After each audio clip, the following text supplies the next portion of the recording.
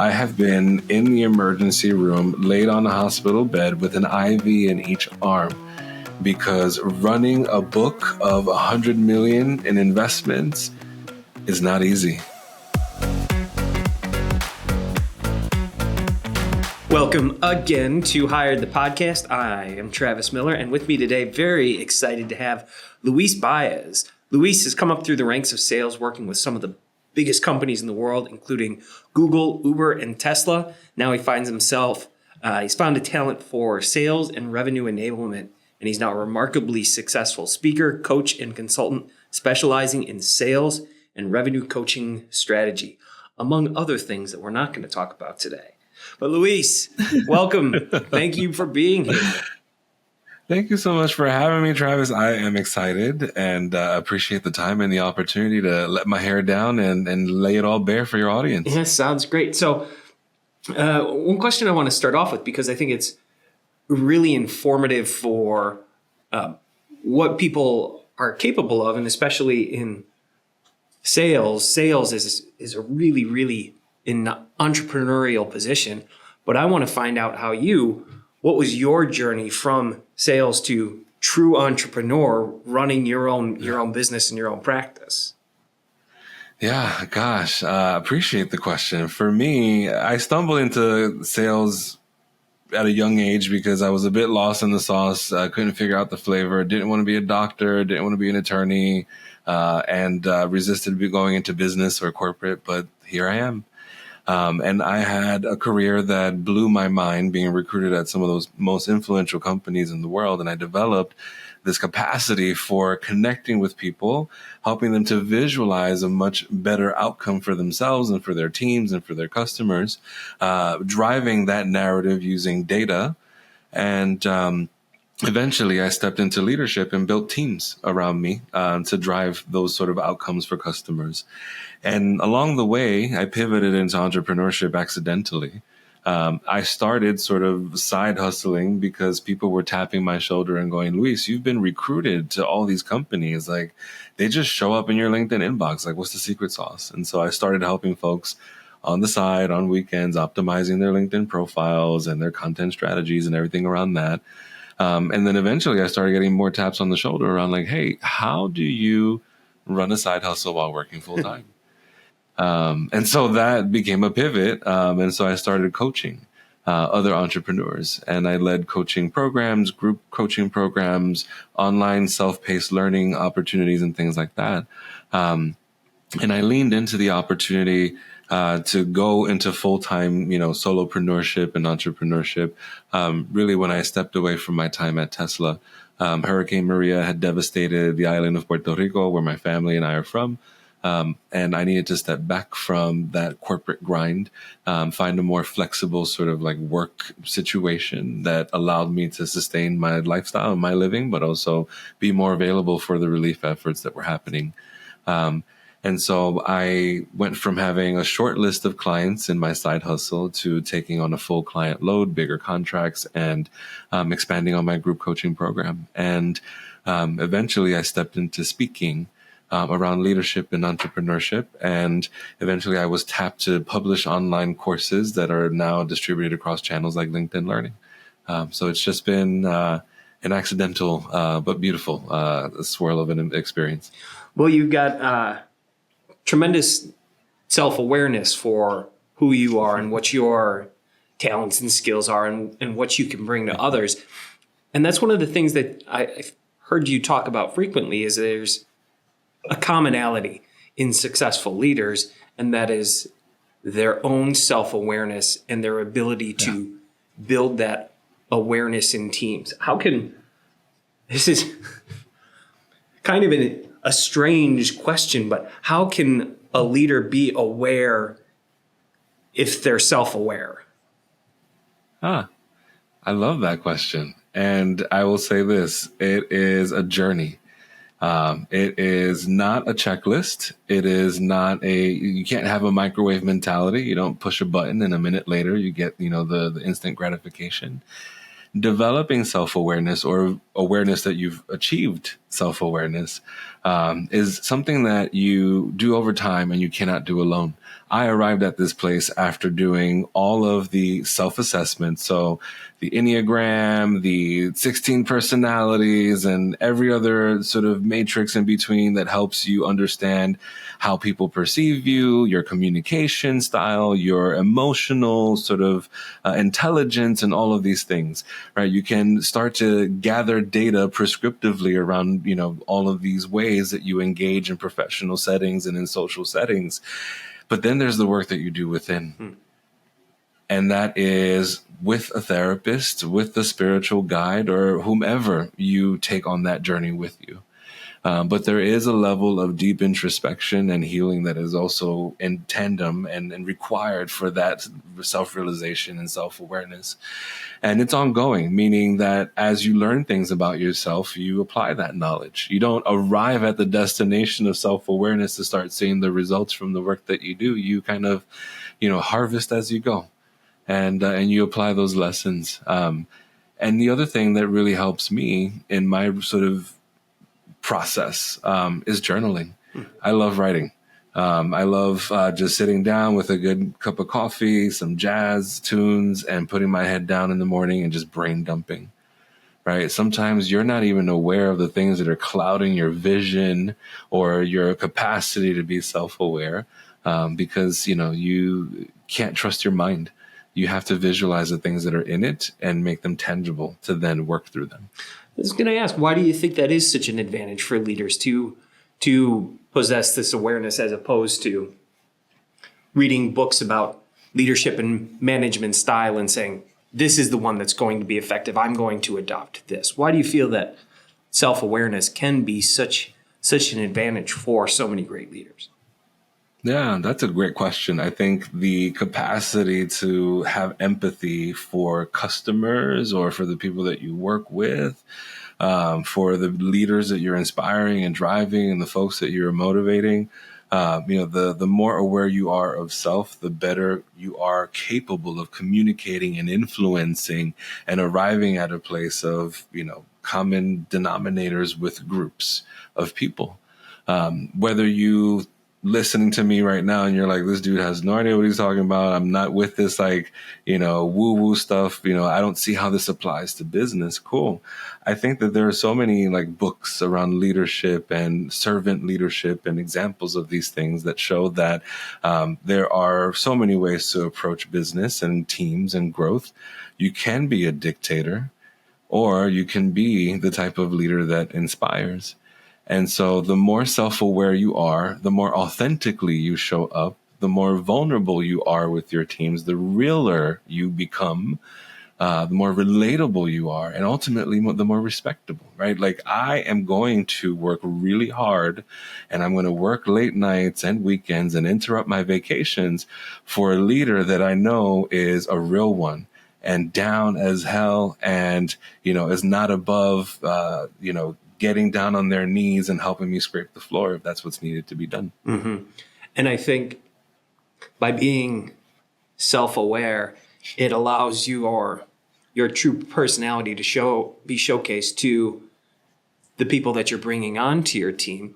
Mm-hmm. And that affords you the opportunity to bring on people who can learn and grow and be enhanced by you. I've been coached by others to be sure to cite my sources during these podcasts, but I'm purposely not going to do that this time. I saw some sales training on LinkedIn earlier today, and oh my God, what boiler room corporate bro Jordan Belfort, I want you on the motherfucking phones. You're going to be on the fucking phones because you are a powerhouse, and if you're not 100% in this at all times, I'm going to know who's going to fucking fail, and that person is not going to be on my team because you are a waste of my motherfucking time. Yeah. And you look at the comments and you're like, what great advice. I feel so motivated. I'm ready to run through a wall for this guy. And I would never work in that place, but if I did, I can't imagine how quickly I would quit if I got that speech. But there are people out there that they're like, what a great environment. I would feel so motivated by this individual to succeed beyond my wildest dreams.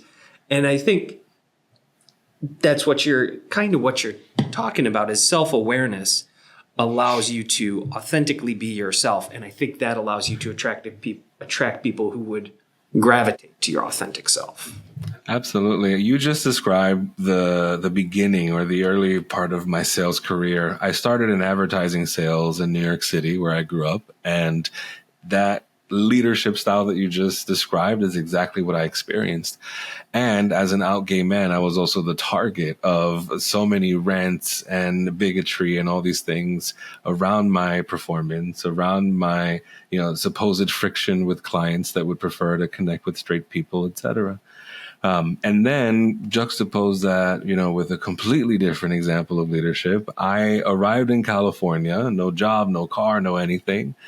Spent a lot of time networking and a lot of time on LinkedIn, looking for opportunity until a recruiter at LinkedIn tapped my shoulder and said, "Hey, we see that you're really engaged on the platform. We'd love to invite you to join the team, to teach our folks how to leverage and harness the power of the platform." And so, that is, the way that I got into Silicon Valley after showing up.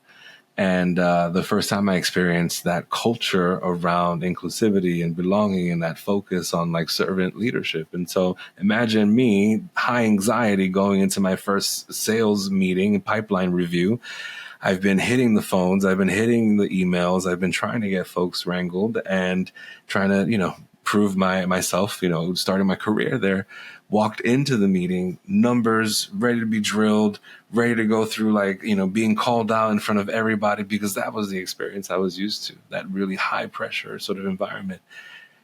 And my sales director walks in 2 minutes late and apologizes, puts her laptop down on the table, ports herself up to the screen and displays her calendar. And it's just this colorful melange and mosaic of all these meetings and things that she's got going on. And she's like, "Y'all, I have heard everything that you need from me. Here's when it's coming. I've got a meeting on this day. I had to push back that meeting because I've got soccer practice with my son and this and this and this and this and that." It was the most human approach to, I got you and I'm balancing.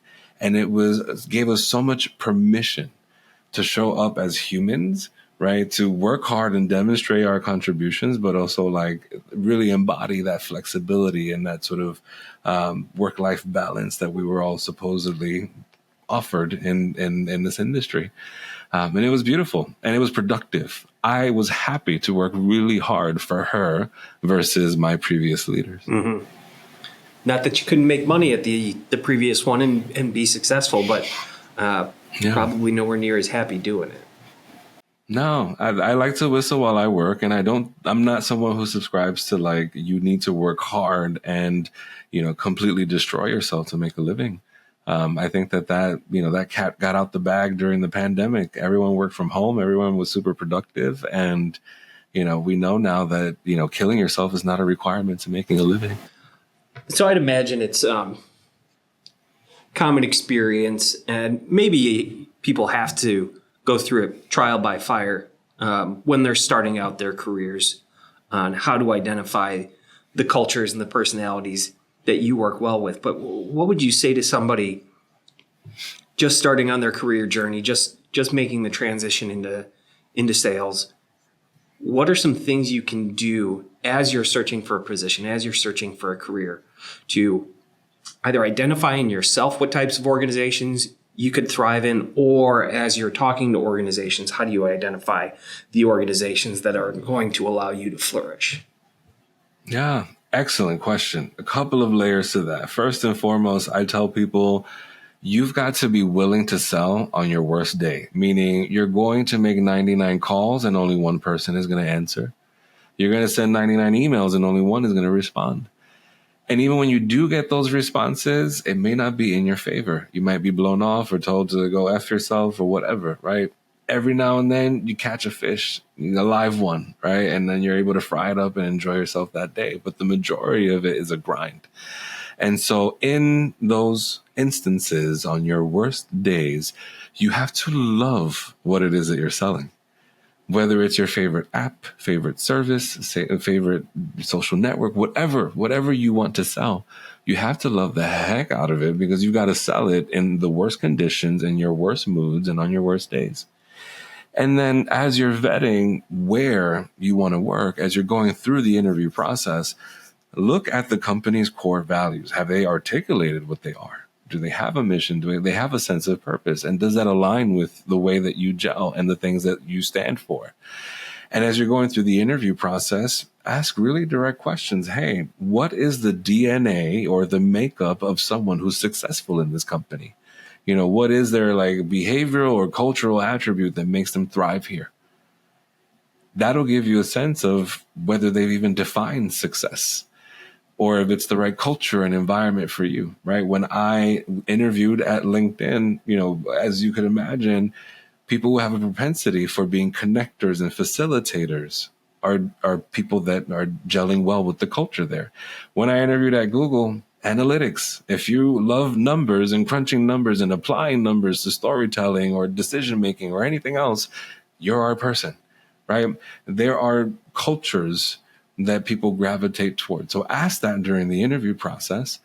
And then the other thing is, even go a step further. As an out gay Latino male, I look for things like employee resource groups. When I'm interviewing at a big company, I'm looking at, have they invested in executive leaders, in, underrepresented and underserved groups? How do they recruit? How do they retain?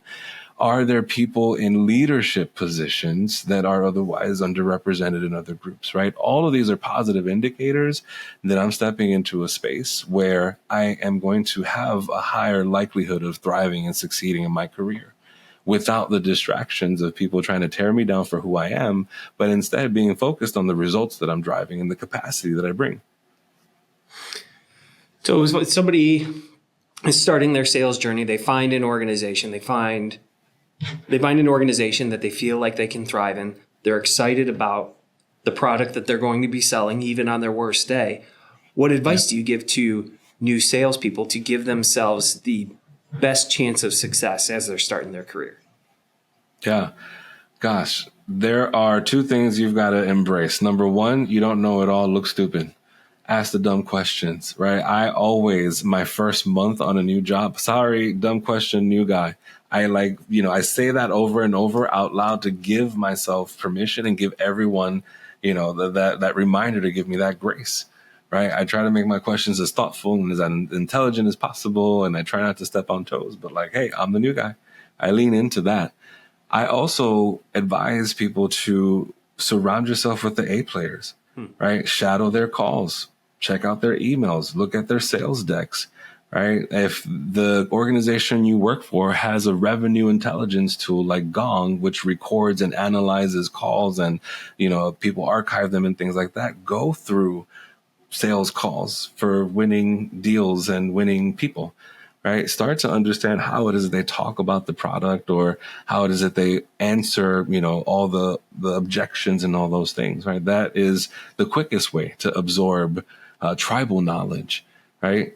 And beyond that, you've got to invest in yourself. Whatever your learning style, YouTube videos, LinkedIn learning courses, books, podcasts, whatever it is, find your way of learning and be a sponge. There are people who've already spilled the tea on the best way to influence, position, anchor pricing. I mean, there are so many people out here trying to build a name and a reputation for themselves.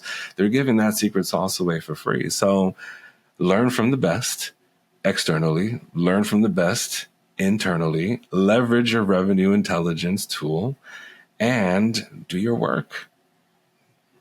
I love that idea of no dumb questions. I've found that a lot of times the people who are just hitting their stride, I kind of break knowledge up into 4 categories. There's the unconsciously incompetent, people just starting, have no idea what they don't even know.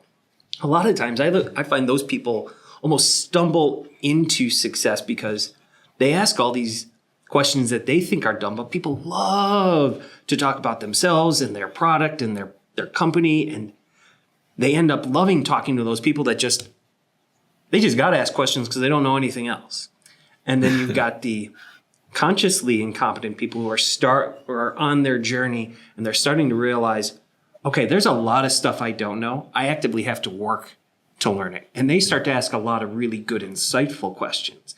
And people love talking to them. And then you get to the danger zone, the consciously competent people who know what they know, and but they have to work to know it. And there is a person that you used to work with who lived in this stage for a long time. I'm not sure he ever got out of it, but he'd be talking to a customer of ours and he'd be taking a job order, asking them what they needed to hire, and he would do it without asking a single question. So you're looking for a sales engineer in the Midwest, right? Probably need about 5 to 7 years experience, right? And they need a degree in mechanical or electrical engineering. Is that correct? Yep. And you're probably going to pay about $120,000 to $140,000 for this person. Yeah. And you're in a major metro, so you're not going to relocate for this person, right? Right. And this would go on for half an hour. And at the end, okay, I think I got what I need. I'll get you some candidates later next week. Yep. He never made a placement. He had some big struggles there for a long time because he couldn't connect with people, but he wasn't conveying himself as an expert. He was conveying himself as a know-it-all. And when you cross that line and you stop asking the dumb questions, it becomes a lot more challenging for people to want to engage with you. Yeah, I think the important thing is, particularly now in the age of AI, and there's this assumption of distrust, which has led to this unintended reality where trust is a more fluid currency than it used to be.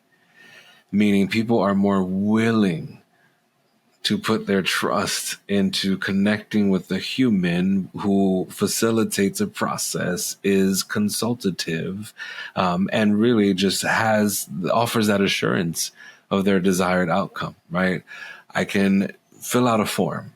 I can, do whatever sort of intake process. But at some point, I want to be seen, heard, and understood before I give a credit card number or the wire transfer details or whatever else, right? There needs to be assurance because we have risk aversion, right? We don't fully trust the automations and the bots and the things. And so the capacity to sell, to coach, to guide and influence someone is actually an even more critical skill to have this day and age. And being able to do so confidently and show up in conversations and influence in that way is actually going to secure your standing for the long term. Mm-hmm. Yeah, I can't believe how many terrible pieces of AI outreach that I get. And so many of them are trying to sell me AI outreach tools. There's one company that once a week I get an email from them. And this is a company set up to do AI drip marketing campaigns. And every week they congratulate me and Miller Resource Group on our continued involvement and success in helping to alleviate the homeless problem in Salt Lake City. I run a recruiting firm, and this is not that I have a problem. I've never given thought to the homeless problem in Salt Lake City. I've never been to Utah. I'm sure it's an issue that needs looking at, but I have no idea how this AI tool thought that me and my company had any involvement with this at all. And it makes it incredibly difficult to trust any piece of outreach from any salesperson. Even voicemails are getting sketchy. I know I'm getting AI voicemails from people. So do you see this as one of the biggest challenges for salespeople, particularly B2B salespeople in the market right now? Absolutely. And I think that anything that you can do to interrupt the automation is going to work in your favor. So I think that I lean into the analog way of doing things. Yeah, handwritten notes and things like that are going to go a lot further this day and age. They're going to stand out as a more human touch when everything else is automated and funky and cryptic and misaligned. Right. And so a handwritten note this day and age, don't underestimate the power of something like that when you're doing your prospecting and nurturing your relationships. I also like to deliver personalized videos over long emails. Right. And so like, hey, I thought of you because I read this, saw this, experienced this, created this. Right. Want to share. Right. And delivering that sort of message in a heartfelt way in front of camera, is going to stand out from the sea of, all these AI generated emails that are very clearly robotic and have no human touch, had no real alignment or thoughtfulness behind it. But if someone gets on the camera and says, hey, Travis, like I've been listening to the show. I know that these 3 things are really important to you and I do one of them really well. I'd love to connect with you and see if I'm a fit to be a speaker on the show, right? Like that's going to stand out over like, hi, my name is so-and-so and I speak on this and that. And like that's not who you want to connect with. And that's not who you're going to trust to put in front of your audience. Yeah. So I'd imagine you would advocate for salespeople. You're much better off sending out 10 targeted, well thought out pieces of outreach versus banging out 150 phone calls of the exact same message to a list that's just put in front of you and you set your auto dialer to go. Yeah, I'm going to say yes to your question. I also want to acknowledge the reality of scenario number 2. Everyone who works in sales, particularly with everything that's happening macroeconomically right now, they're under an enormous amount of pressure. So they have to fine tune their approach. They've got to hit those 150 dials and 150 emails and things like that. But yes, just pause for a moment. Qualify that list of 150 leads that you're given and you're told to go pursue.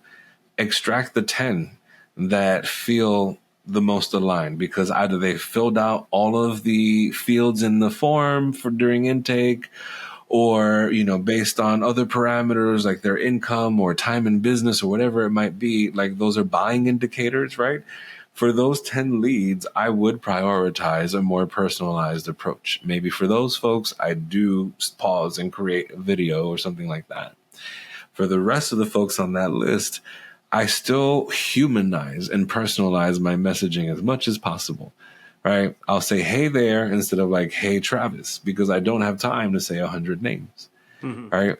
But I still look at a one-to-one dialogue. I still try to really punctuate the why.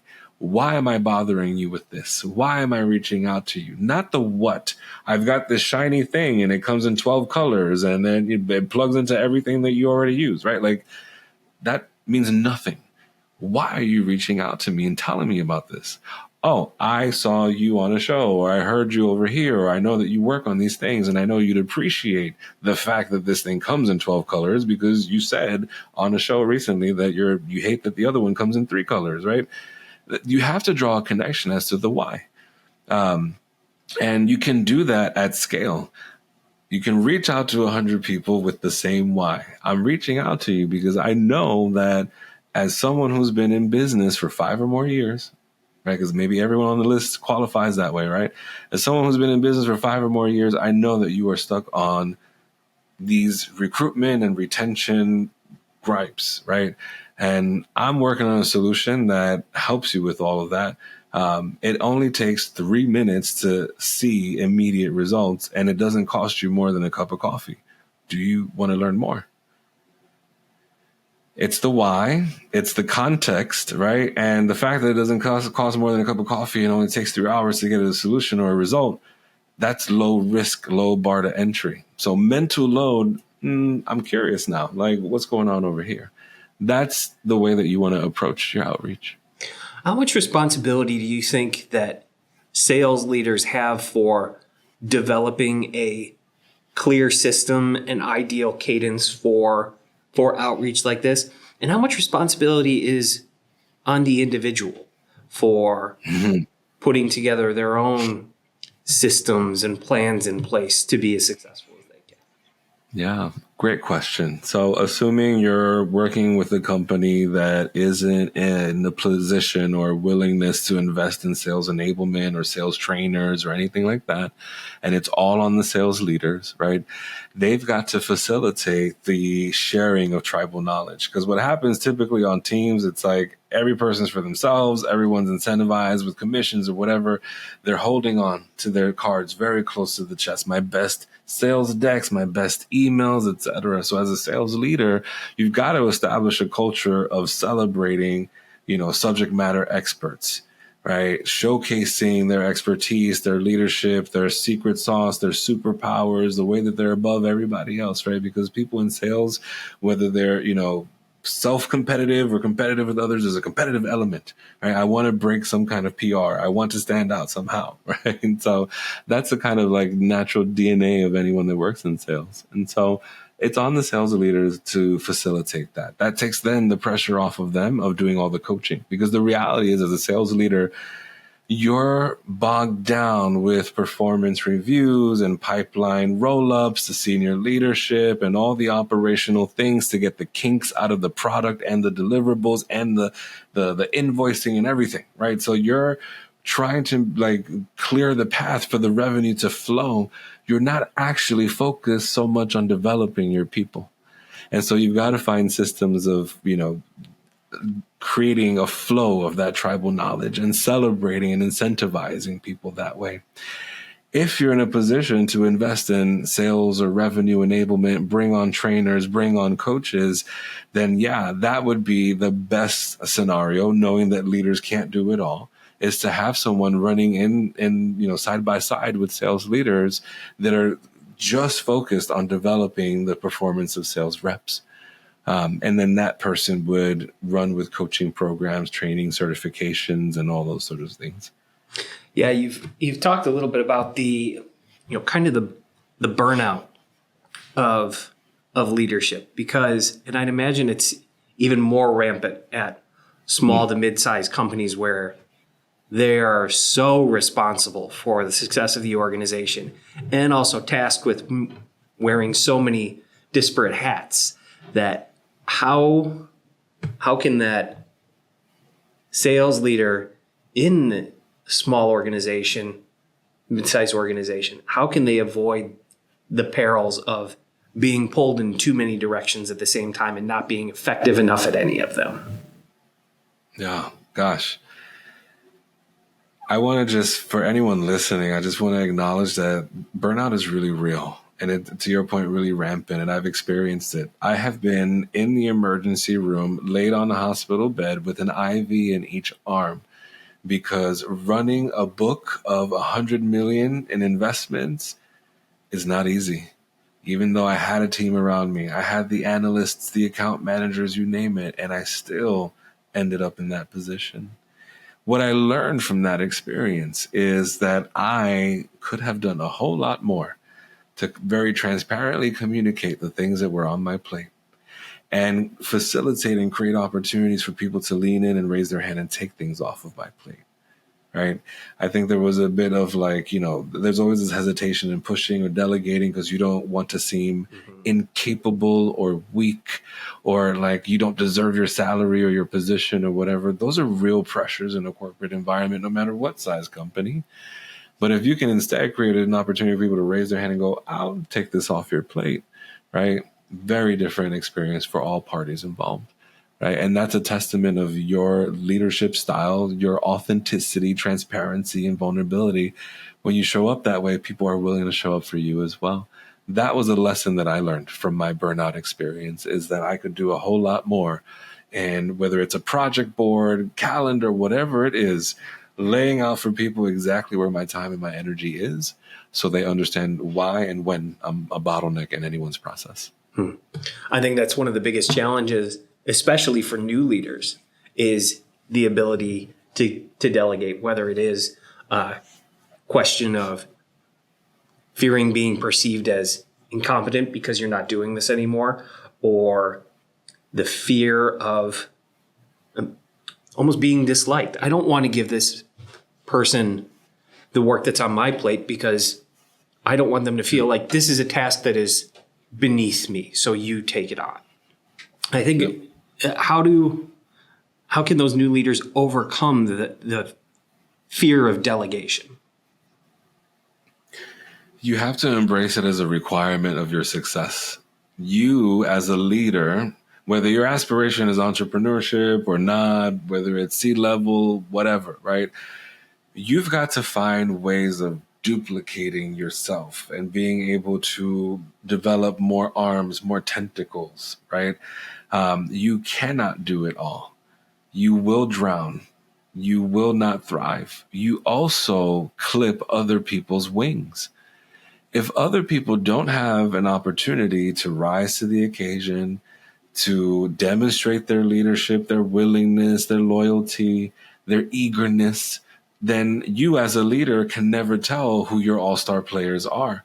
You won't know who to lean into, who to invest into. You also won't see coming anyone who might be at risk of leaving your organization and thinking about all the time and the knowledge and resources lost when people exit your team, right?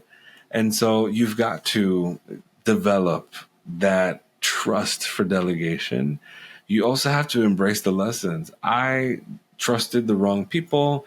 I did not communicate expectations. I did not track progress, right? I can name so many examples where I fumbled, right? But now I run a much tighter operation, right? Now I am like Mr. Project Board, Mr. Team Huddle, Mr. Everyone report up, because I have just learned how to delegate and empower, but also manage all of that, the processes and the progress, knowing that that's also on my plate. You touched on an interesting topic there, and it's something that how can leaders do a great job of keeping their eyes on their team so that they are doing everything they can to ensure that the people that they believe in, that they feel could be a huge part of the organization for a long time, if not the rest of their time, what can they be doing to ensure that those people are heard, seen, and that they're creating an environment that those people want to stay at for a long time? Yeah.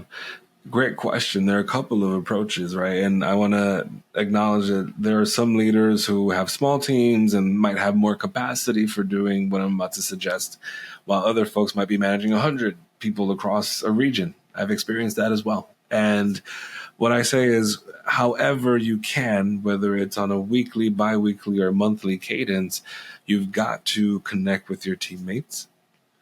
You've got to put them in the driver's seat of their career.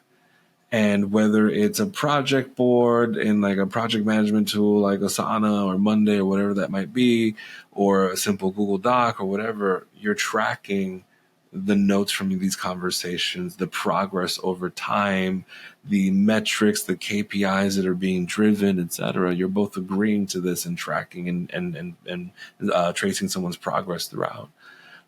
This puts you in a position to understand what intrinsically motivates this person, the things that they need from like a skill and coaching and development standpoint, but also what to expect from them. There are going to be some folks who are like, yep, I'm an account executive today, but I want to be a VP of sales tomorrow, and I'm going to be the chief revenue officer in 5 years, right? And then there are some people who are like, I'm a little lost in the sauce, haven't figured it out, but I love the money, right? I'll keep it coming, right? And that's okay. There are some people who love being individual contributors, and then there are some people who aspire to leadership. I've done it all, right? And I can say that you make more money as an individual contributor than you do as a sales leader. So I don't blame anyone for staying in that lane as long as they want to, right? I think I should have stayed in that lane just a little bit longer myself, right?